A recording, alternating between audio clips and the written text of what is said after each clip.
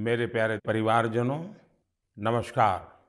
मन की बात के एक और एपिसोड में मुझे आप सभी के साथ देश की सफलता को, देशवासियों की सफलता को, उनकी इंस्पायरिंग लाइफ जर्नी को आपसे साझा करने का अवसर मिला है। इन दिनों सबसे ज्यादा पत्र, संदेश जो मुझे मिले हैं, वो दो विषयों पर बहुत अधिक है। पहला विषय है चंद्रयान-3 की सफल लैंडिंग और दूसरा विषय है दिल्ली में G20 का सफल आयोजन। देश के हर हिस्से से, समाज के हर वर्ग से, हर उम्र के लोगों के मुझे अनगिनत पत्र मिले हैं। जब चंद्रयान-3 का लैंडर चंद्रमा पर उतरने वाला था, तब करोड़ों लोग अलग-अलग माध्यमों के जरिए एक साथ इस घटना के पल-पल के साक्षी बन रहे थे। इसरो के यूट्यूब लाइव चैनल पर 80 लाख से ज्यादा लोगों ने इस घटना को देखा। अपने आप में ही एक रिकॉर्ड है। इससे पता चलता है कि चंद्रयान-3 से करोड़ों भारतीयों का कितना गहरा लगाव है। चंद्रयान की इस सफलता पर देश में इन दिनों एक बहुत ही शानदार क्विज कंपटीशन भी चल रहा है, प्रश्न स्पर्धा, और उसे नाम दिया गया है चंद्रयान-3 महाक्विज। माय गॉव पोर्टल पर हो रहे इस कंपटीशन में अब तक 15 लाख से ज्यादा लोग हिस्सा ले चुके हैं। माय गॉव की शुरुआत के बाद यह किसी भी क्विज में सबसे बड़ा पार्टिसिपेशन है। मैं तो आपसे भी कहूंगा कि अगर आपने अब तक इसमें हिस्सा नहीं लिया है, तो अब देर मत करिए। अभी इसमें 6 दिन और बचे हैं। इस क्विज में जरूर हिस्सा लीजिए। मेरे परिवारजनों, चंद्रयान-3 की सफलता के बाद G20 के शानदार आयोजन ने हर भारतीय की खुशी को दोगुना कर दिया। भारत मंडपम तो अपने आप में एक सेलिब्रिटी की तरह हो गया है। लोग उसके साथ सेल्फी खिंचा रहे हैं और गर्व से पोस्ट भी कर रहे हैं। भारत ने इस समिट में अफ्रीकन यूनियन को G20 में फुल मेंबर बनाकर अपने नेतृत्व का लोहा मनवाया है। आपको ध्यान होगा, जब भारत बहुत समृद्ध था, उस जमाने में हमारे देश में और दुनिया में सिल्क रूट की बहुत चर्चा होती थी। ये सिल्क रूट व्यापार कारोबार का बहुत बड़ा माध्यम था। अब आधुनिक जमाने में भारत ने एक और इकोनॉमिक कॉरिडोर G20 में सुझाया है। ये है India middle east Europe economic corridor. ये कॉरिडोर आने वाले सैकड़ों वर्षों तक विश्व व्यापार का आधार बनने जा रहा है। और इतिहास इस बात को हमेशा याद रखेगा कि इस कॉरिडोर का सूत्रपात भारत की धरती पर हुआ था। साथियों, G20 के दौरान जिस तरह भारत की युवा शक्ति इस आयोजन से जुड़ी, उसकी आज विशेष चर्चा आवश्यक है। साल भर तक देश के अनेकों यूनिवर्सिटीज में G20 से जुड़े कार्यक्रम हुए। अब इसी श्रृंखला में दिल्ली में एक और एक्साइटिंग प्रोग्राम होने जा रहा है, G20 यूनिवर्सिटी कनेक्ट प्रोग्राम। इस प्रोग्राम के माध्यम से देश भर के लाखों यूनिवर्सिटी स्टूडेंट्स एक दूसरे से जुड़ेंगे। इसमें IITs, IIMs, NITs और मेडिकल कॉलेजेस जैसे कई प्रतिष्ठित संस्थान भी भाग लेंगे। मैं चाहूंगा कि अगर आप कॉलेज स्टूडेंट हैं, तो 26 सितंबर को होने वाले इस कार्यक्रम को जरूर देखिएगा। इससे जरूर जुड़िएगा। भारत के भविष्य में युवाओं के भविष्य पर इसमें बहुत सारी दिलचस्प बातें होने वाली हैं। मैं खुद भी इस कार्यक्रम में शामिल होऊंगा। मुझे भी अपने कॉलेज स्टूडेंट से संवाद का इंतजार है। मेरे परिवारजनों, आज से 2 दिन बाद 27 सितंबर को विश्व पर्यटन दिवस है। पर्यटन को कुछ लोग सिर्फ सैर सपाटे के तौर पर देखते हैं, लेकिन पर्यटन का एक बहुत बड़ा पहलू रोजगार से जुड़ा है।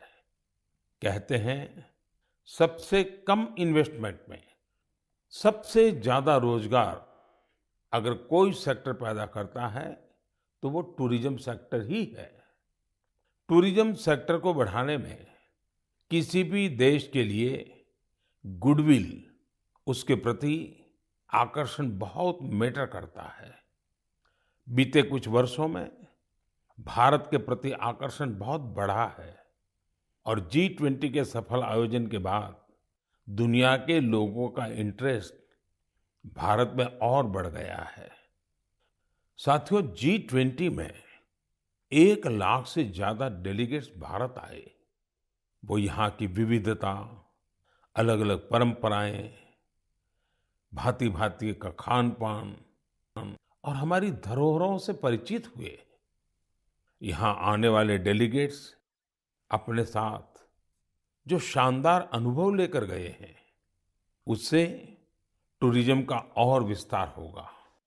आप लोगों को पता ही है कि भारत में एक से बढ़कर एक वर्ल्ड हेरिटेज साइट्स भी हैं और इनकी संख्या लगातार बढ़ती जा रही है।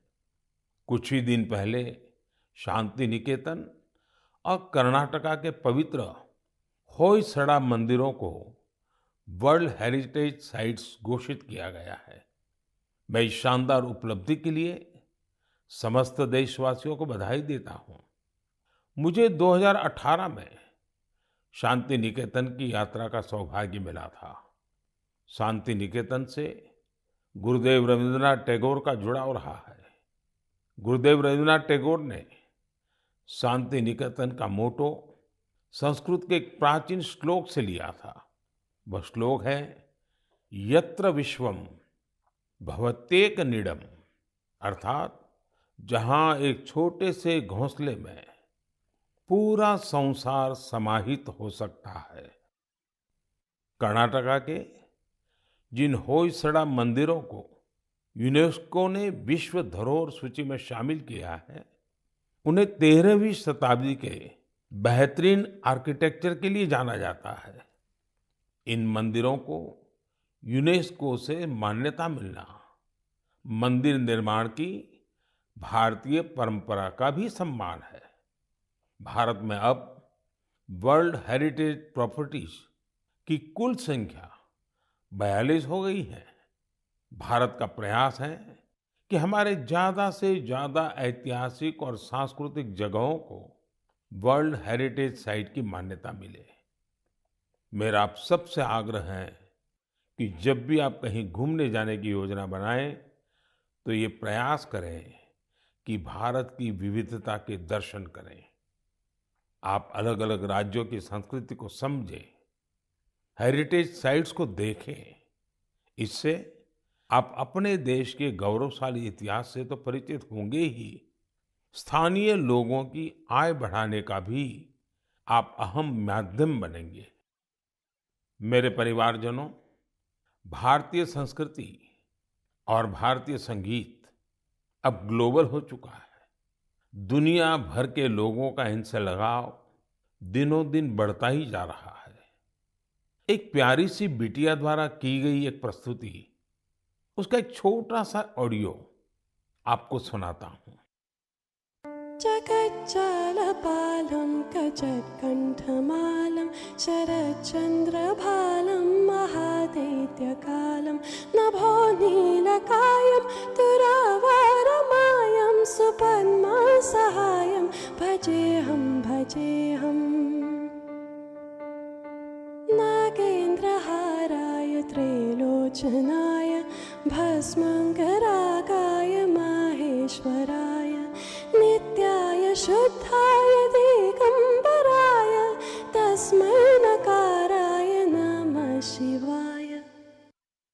इससे सुनकर आप भी हैरान हो गए ना, कितनी मधुर आवाज है और हर शब्द में जो भाव झलकते हैं, ईश्वर के प्रति उनका लगाव हम अनुभव कर सकते हैं।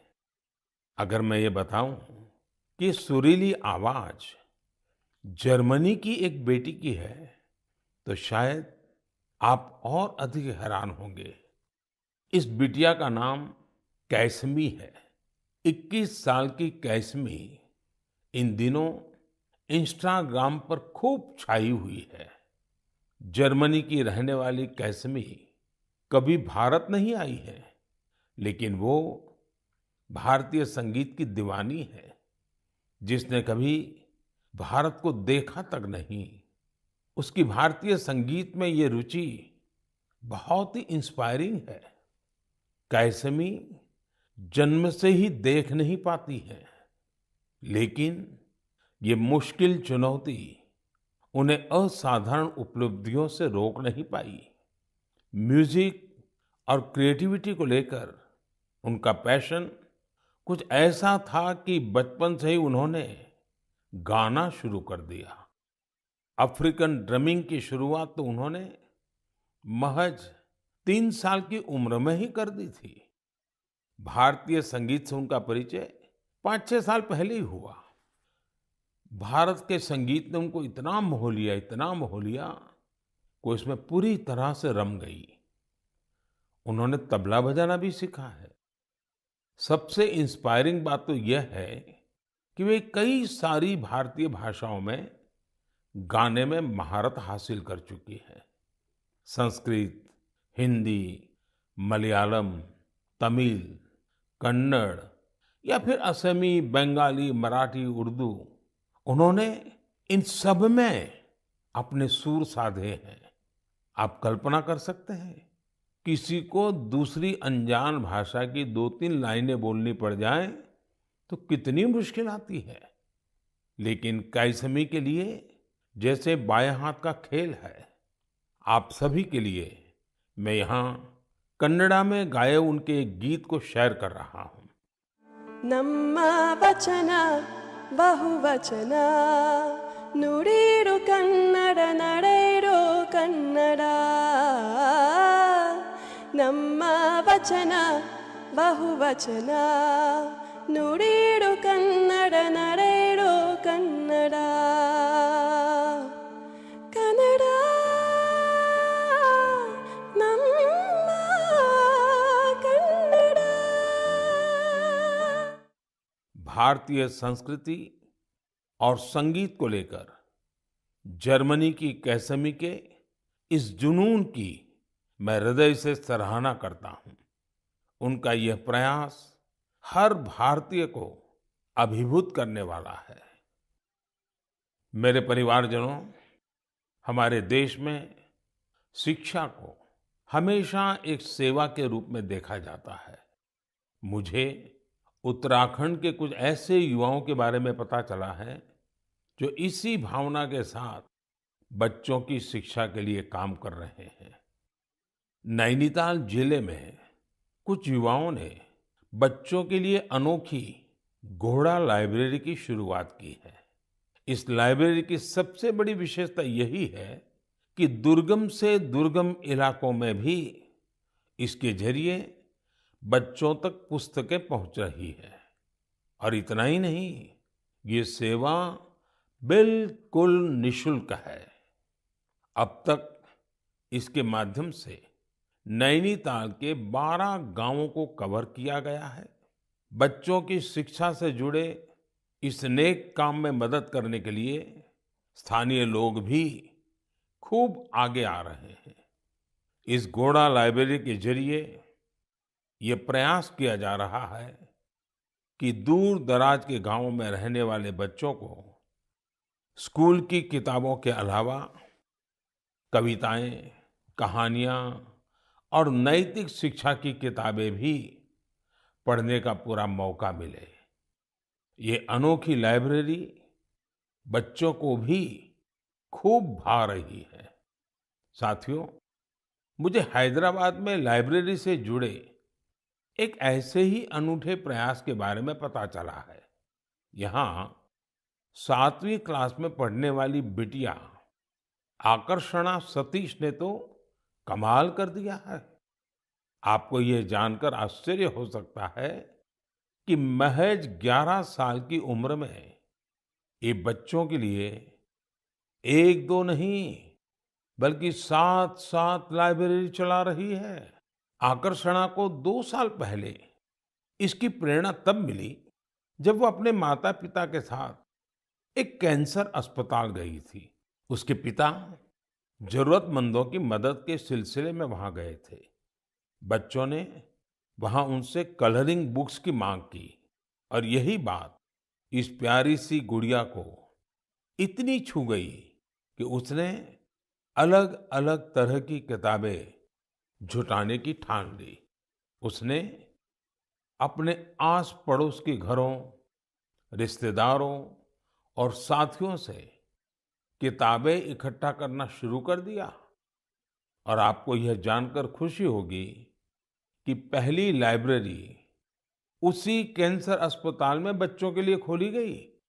जरूरतमंद बच्चों के लिए अलग अलग जगहों पर इस बिटिया ने अब तक जो 7 लाइब्रेरी खोली है उनमें अब करीब 6000 किताबें उपलब्ध हैं। छोटी सी आकर्षणा जिस तरह बच्चों का भविष्य संवारने का बड़ा काम कर रही है वो हर किसी को प्रेरित करने वाला है। साथियों, ये बात सही है कि आज का दौर डिजिटल टेक्नोलॉजी और ई बुक्स का है, लेकिन फिर भी किताबें हमारे जीवन में हमेशा एक अच्छे दोस्त की भूमिका निभाती हैं। इसलिए हमें बच्चों को किताबें पढ़ने के लिए प्रेरित करना चाहिए। मेरे परिवारजनों, हमारे शास्त्रों में कहा गया है, जीवेषु करुणा चापि मैत्री तेषु विधीयताम। अर्थात जीवों पर करुणा कीजिए और उन्हें अपना मित्र बनाइए। हमारे तो ज्यादातर देवी देवताओं की सवारी ही पशु पक्षी हैं। बहुत से लोग मंदिर जाते हैं, भगवान के दर्शन करते हैं, लेकिन जो जीव जंतु उनकी सवारी होते हैं उस तरफ उतना ध्यान ही नहीं देते। ये जीव जंतु हमारी आस्था के केंद्र में तो रहने ही चाहिए, हमें इनका हर संभव संरक्षण भी करना चाहिए। बीते कुछ वर्षों में देश में शेर, बाघ, तेंदुआ और हाथियों की संख्या में उत्साहवर्धक बढ़ोतरी देखी गई है। कई और प्रयास भी निरंतर जारी हैं ताकि इस धरती पर रह रहे दूसरे जीव जंतुओं को बचाया जा सके। ऐसा ही एक अनोखा प्रयास राजस्थान के पुष्कर में भी किया जा रहा है। यहाँ सुखदेव भट्ट जी और उनकी टीम मिलकर वन्य जीवों को बचाने में जुटे हैं। और जानते हैं उनकी टीम का नाम क्या है? उनकी टीम का नाम है कोबरा। एक खतरनाक नाम इसलिए है क्योंकि उनकी टीम इस क्षेत्र में खतरनाक सांपों का रेस्क्यू करने का काम भी करती है। इस टीम में बड़ी संख्या में लोग जुड़े हैं जो सिर्फ एक कॉल पर मौके पर पहुंचते हैं और अपने मिशन में जुट जाते हैं। सुखदेव जी की इस टीम ने अब तक 30,000 से ज्यादा जहरीले सांपों का जीवन बचाया है। इस प्रयास से जहां लोगों का खतरा दूर हुआ है, वहीं प्रकृति का संरक्षण भी हो रहा है। ये टीम अन्य बीमार जानवरों की सेवा के काम से भी जुड़ी हुई है। साथियों, तमिलनाडु के चेन्नई में auto driver M Rajendra Prasad ji भी एक अनोखा काम कर रहे हैं। वो पिछले 25-30 साल से कबूतरों की सेवा के काम में जुटे हैं। खुद उनके घर में 200 से ज्यादा कबूतर हैं। वहीं इन पक्षियों के भोजन, पानी, स्वास्थ्य जैसी हर जरूरत का पूरा ध्यान रखते हैं। इस पर उनका काफी पैसा भी खर्च होता है, लेकिन वो अपने काम में डटे हुए हैं। साथियों, लोगों को नेक नियत से ऐसा काम करते देखकर वाकई बहुत सुकून मिलता है, काफी खुशी होती है। अगर आपको भी ऐसे ही कुछ अनूठे प्रयासों के बारे में जानकारी मिले तो उन्हें जरूर शेयर कीजिए। मेरे प्यारे परिवारजनों, आजादी का ये अमृत काल देश के लिए हर नागरिक का कर्तव्य काल भी है। अपने कर्तव्य निभाते हुए ही हम अपने लक्ष्यों को पा सकते हैं, अपनी मंजिल तक पहुंच सकते हैं। कर्तव्य की भावना हम सभी को एक सूत्र में पिरोती है। यूपी के संभल में देश ने कर्तव्य भावना की एक ऐसी मिसाल देखी है जिसे मैं आपसे भी शेयर करना चाहता हूं। आप सोचिए, 70 से ज्यादा गांव हो, हजारों की आबादी हो और सभी लोग मिलकर एक लक्ष्य, एक ध्येय की प्राप्ति के लिए साथ आ जाए, जुट जाए।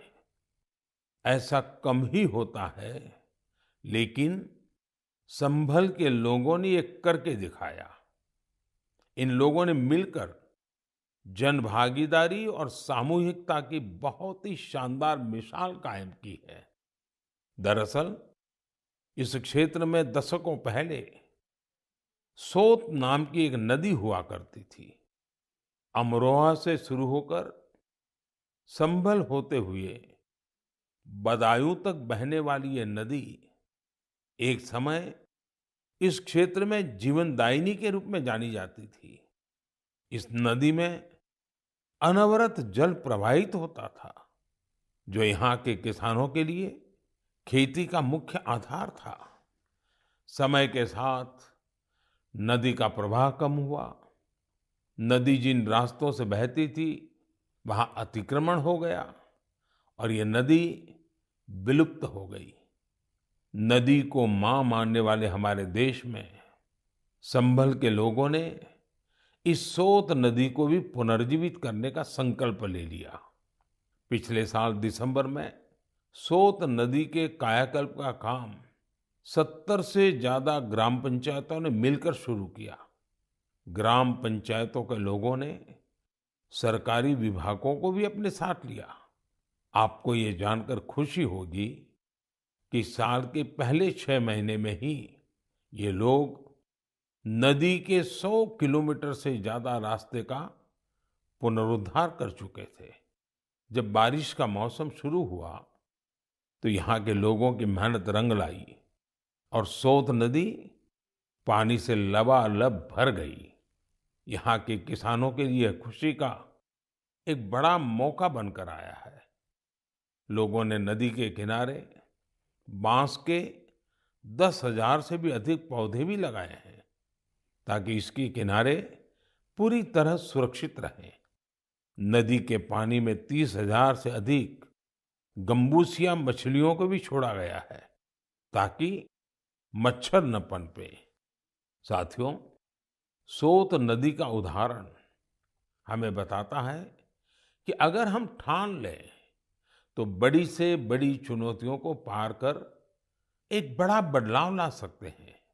आप भी कर्तव्य पथ पर चलते हुए अपने आसपास ऐसे बहुत से बदलावों का माध्यम बन सकते हैं। मेरे परिवारजनों, जब इरादे अटल हों और कुछ सीखने की लगन हो तो कोई काम मुश्किल नहीं रह जाता है। पश्चिम बंगाल की श्रीमती शकुंतला सरदार ने इस बात को बिल्कुल सही साबित करके दिखाया है। आज वो कई दूसरी महिलाओं के लिए प्रेरणा बन गई हैं। शकुंतला जी जंगल महल के शातनाला गांव की रहने वाली हैं। लंबे समय तक उनका परिवार हर रोज मजदूरी करके अपना पेट पालता था। उनके परिवार के लिए गुजर बसर भी मुश्किल थी। फिर उन्होंने एक नए रास्ते पर चलने का फैसला किया और सफलता हासिल कर सबको हैरान कर दिया। आप ये जरूर जानना चाहेंगे कि उन्होंने ये कमाल कैसे किया? इसका जवाब है एक सिलाई मशीन। एक सिलाई मशीन के जरिए उन्होंने साल की पत्तियों पर खूबसूरत डिजाइन बनाना शुरू किया। उनके इस हुनर ने पूरे परिवार का जीवन बदल दिया। उनके बनाए इस अद्भुत क्राफ्ट की मांग लगातार बढ़ती जा रही है। शकुंतला जी के इस हुनर ने न सिर्फ उनका बल्कि साल की पत्तियों को जमा करने वाले कई लोगों का जीवन भी बदल दिया है। अब वो कई महिलाओं को ट्रेनिंग देने का भी काम कर रही है। आप कल्पना कर सकते हैं, एक परिवार जो कभी मजदूरी पर निर्भर था, अब खुद दूसरों को रोजगार के लिए प्रेरित कर रहा है।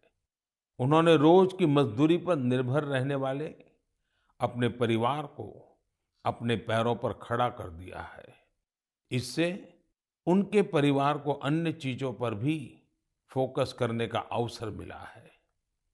एक बात और हुई है, जैसे ही शकुंतला जी की स्थिति कुछ ठीक हुई, उन्होंने बचत करना भी शुरू कर दिया है।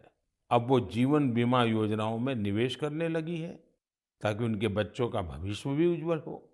शकुंतला जी के जज्बे के लिए उनकी जितनी सराहना की जाए वो कम है। भारत के लोग ऐसी ही प्रतिभा से भरे होते हैं। आप उन्हें अवसर दीजिए और देखिए वे क्या क्या कमाल कर दिखाते हैं। मेरे परिवारजनों, दिल्ली में G20 समिट के दौरान उस दृश्य को भला कौन भूल सकता है जब कई वर्ल्ड लीडर्स बापू को श्रद्धा सुमन अर्पित करने एक साथ राजघाट पहुंचे। यह इस बात का एक बड़ा प्रमाण है कि दुनिया भर में बापू के विचार आज भी कितने प्रासंगिक है। मुझे इस बात की भी खुशी है कि गांधी जयंती को लेकर पूरे देश में स्वच्छता से संबंधित बहुत सारे कार्यक्रमों का प्लान किया गया है। केंद्र सरकार के सभी कार्यालयों में स्वच्छता ही सेवा अभियान काफी जोर शोर से जारी है। इंडियन स्वच्छता लीग में भी काफी अच्छी भागीदारी देखी जा रही है। आज मैं मन की बात के माध्यम से सभी देशवासियों से एक आग्रह भी करना चाहता हूं।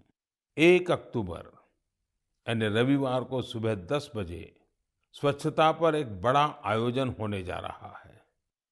आप भी अपना वक्त निकालकर स्वच्छता से जुड़े इस अभियान में अपना हाथ बटाएं। आप अपनी गली, आस पड़ोस, पार्क, नदी, सरोवर या फिर किसी दूसरे सार्वजनिक स्थल पर इस स्वच्छता अभियान से जुड़ सकते हैं। और जहां-जहां अमृत सरोवर बने हैं, वहां तो स्वच्छता अवश्य करनी है। स्वच्छता की ये कार्यांजलि ही गांधी जी को सच्ची श्रद्धांजलि होगी। मैं आपको फिर से याद दिलाना चाहूंगा कि इस गांधी जयंती के अवसर पर खादी का कोई न कोई प्रोडक्ट जरूर खरीदें। मेरे परिवारजनों, हमारे देश में त्योहारों का सीजन भी शुरू हो चुका है। आप सभी के घर में भी कुछ नया खरीदने की योजना बन रही होगी। कोई इस इंतजार में होगा कि नवरात्र के समय वो अपना शुभ काम शुरू करेगा। उमंग, उत्साह के इस वातावरण में आप वोकल फॉर लोकल का मंत्र भी जरूर याद रखें। जहां तक संभव हो, आप भारत में बने सामानों की खरीदारी करें, भारतीय प्रोडक्ट का उपयोग करें और मेड इन इंडिया सामान का ही उपहार दें।